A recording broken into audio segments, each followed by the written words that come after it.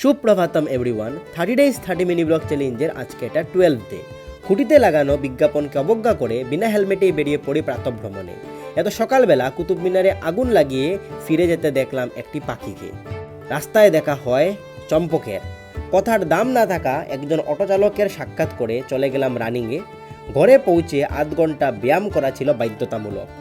7-8টে আসনের পর মারলাম কয়েকটি পুশ আপ। সকাল তখন প্রায় 8টা। বিকেলবেলা গাড়ির পাশে দাঁড়িয়ে থাকা অবস্থায় সাক্ষাৎ পেলাম কয়েকজন ফ্যান্সের। সেই ফ্যান মিটআপটা ছিল অলৌকিক এবং অকল্পনীয়, যদিও ভিডিওটির 100% ছিল স্ক্রিপ্টেড।